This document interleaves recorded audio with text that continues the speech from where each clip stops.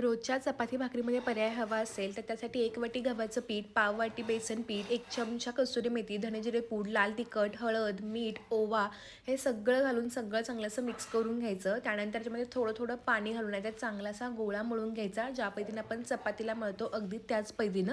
आणि त्यानंतर ना ह्याचे छान असे पुलक्यावडे गोळे करून घ्यायचे आणि छान असे लाटून घेणार आहोत. फक्त लाटताना ना हे खुसखुशीत व्हावेत म्हणून ना ह्यातला जो गोळा असतो ना तो थोडासा लाटून झाला की थोडंसं तेल आणि पीठ टाकायचं. ज्या पद्धतीने आपण घडीच्या चपातीला करतो ना अगदी त्याच पद्धतीनं ही रेसिपी 2 ते 3 दिवस आरामात टिकते. त्यामुळे तुम्ही प्रवासामध्ये देखील नेऊ शकता.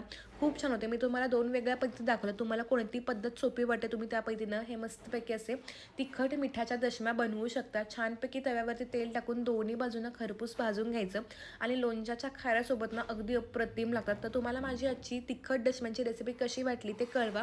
व्हिडिओ कोणत्या गावातून पाहता हेही कळवायला विसरू नका. तोपर्यंत धन्यवाद. बाय.